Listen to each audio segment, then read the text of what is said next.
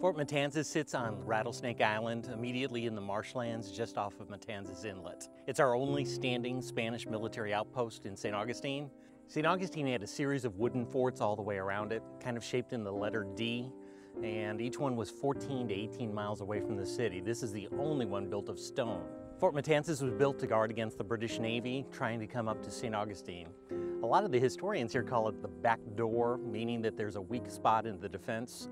If you could sail 15 miles north and up the river, you could attack St. Augustine away from Castillo de San Marcos. So it was vulnerable, and that meant that English privateers, pirates, or the British Navy could sail in here, and Fort Matanzas is built to control it. Matanzas means slaughters in Spanish, and the slaughters was a series of executions out here among French who were coming to attack St. Augustine just after its founding in 1565. A number of the French ships were washed past this area up to 60 to 80 miles south of us, down near Canaveral, Florida. And their only way of returning back to Fort Caroline was to walk the beaches in small parties. Once they were captured here at this inlet, it's too swift to swim. It's about 7 knots on an average. And so they were caught here by Spanish troops and given the option to surrender or change to the Catholic faith. Since most of them were loyal French Huguenots, instead they were executed here in small groups, about 250 all in all. In the year 1740, all the troops from British Georgia and South Carolina were ordered by King George to align themselves with the British naval unit and to attack and destroy St. Augustine, Florida. Very clear orders by His Majesty. The troops came down along the coast. The British Navy was able to blockade this particular set of inlets, the one in St. Augustine and the one just south of it. And during a 30-day siege, there was almost a possibility that the town would have been starved into submission. So we needed to construct something down here better than a wooden watchtower that had no cannon. Fort Matanzas was built by over 70 different individuals. Most of them were skilled laborers like carpenters, masons, and apprentices. But they also used native tribes from along the coast, including the Timucua Indians, and they brought in some skilled people from Cuba to do the final plastering of the fort. So it was a long-term project with a number of different skilled individuals involved. Fort Matanzas was a real challenge for construction. Biggest problem was the size of the island, about an acre to an acre and a half, mostly marsh, some low-lying areas with sand and some shell.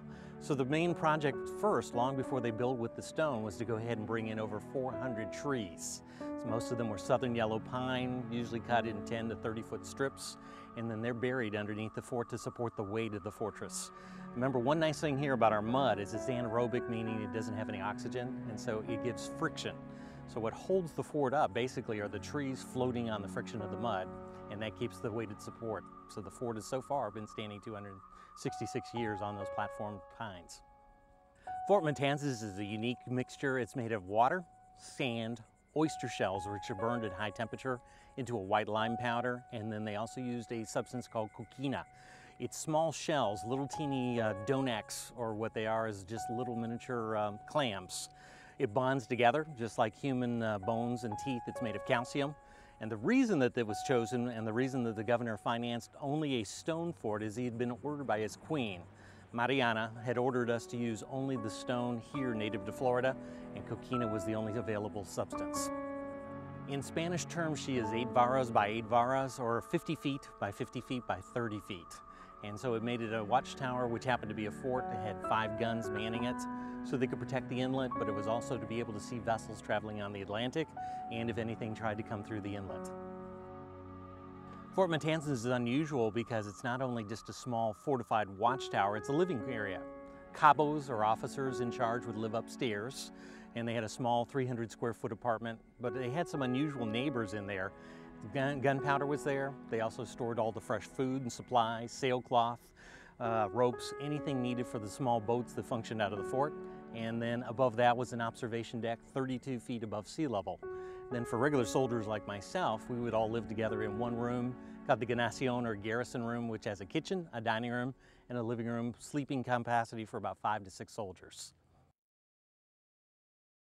Fort Matanzas currently has 4 cannons. When she was originally armed, it had an 18, which fired about 3 miles. And then 2 of the guns that are up there as replicas today would be the 6-pounders, about the size of a baseball. And those would be fired 1 mile away, just out into the Atlantic through the shipping channels. We also are real lucky because we have 2 original guns. Those were shipped here in the 1790s. And even though they'd been made 40 years earlier, that is a 8-pounder. They would fire twice as fast as the smaller guns and would fire a shot about 2 miles directly out into the main Atlantic channels. The Fort Matanzas National Monument originally consisted of just the fort itself, basically, and some of the surrounding land right next to the fort. It wasn't until 1849 that Secretary of War Johnson and President Zachary Taylor designated the site and put it aside for preservation so that the land would not be sold off in parcels to the public. The document that President Taylor signed, however, did not legally define Fort Matanzas National Monument, and it wasn't until 1916 that that legal definition took place under Woodrow Wilson, where he actually set aside the property by metes and bounds to define the legal parameters of Fort Matanzas National Monument. While the National Monument was small, the Park Service was fortunate to receive a couple of significant land donations. In 1934, Mrs. Ada Corbett and her heirs donated a significant parcel of property to the National Park, and that is where our visitor center and administrative offices sit today. In addition, we had another donation in 1962 by Mr. and Mrs. Howard Johnson. That was an addition of approximately 80 acres of land on the southern tip of Anastasia Island, and that brought the park up to the size it is today of approximately 300 acres. Fort Matanzas protects the surrounding natural environment today by preserving a piece of barrier island system for the public to come and enjoy, and for the wildlife to use as they would have back before Florida was developed. Fort Matanzas covers an area all the way from the ocean and dune system across through the coastal scrub. We have a maritime forest or hammock in the park, and also the river estuary and marshland, the salt marsh, which are all very important areas for animals to exist in. Matanzas Inlet is a very unique place on the east coast of Florida.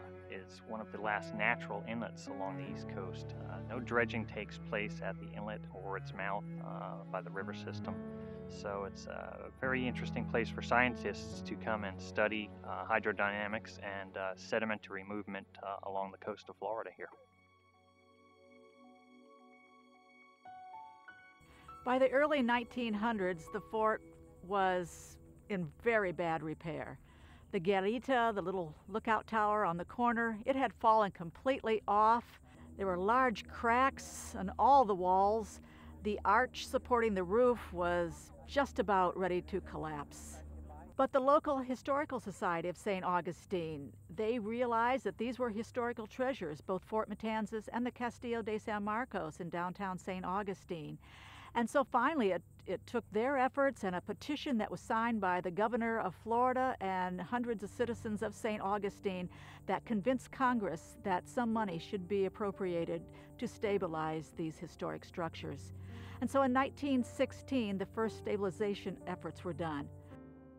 In 1924, a local man, Eugene Johnson, from Summer Haven, he was contracted to bring in oyster shells to put around the fort. During the summer of that year, 3,850 barrels of oyster shells were brought in here. But ironically, there was a hurricane in 1928, and all those oyster shells were washed away. But another very important thing happened in that same year of 1924. On October 15th, Calvin Coolidge declared Fort Matanzas a national monument under the Antiquities Act. With the 1930s came the Great Depression. Thousands of people were out of work. And so President Roosevelt created the Public Works Program.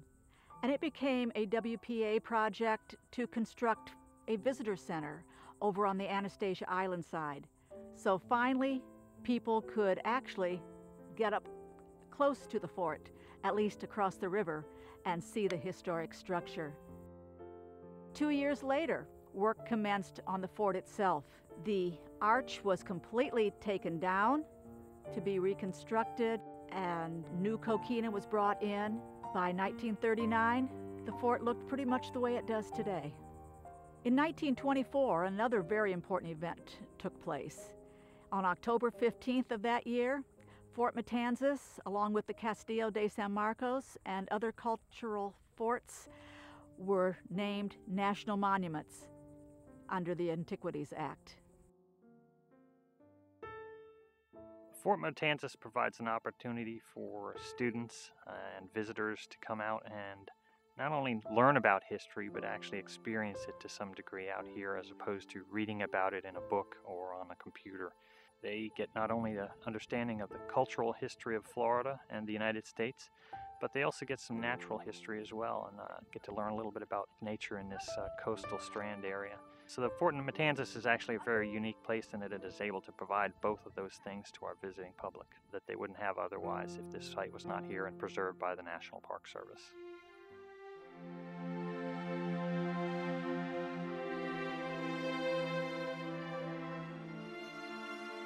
Our national parks and the experiences they provide are uniquely American. These are the places where our understanding of the past is brought to life in ways no book or photograph can recreate. The vision of the individuals and groups who have moved to preserve these areas are reflected in the many visitors who are drawn to these parks every year. Our national parks are living examples of what makes the First Coast and the Golden Isles of Southeast Georgia an important part of our history.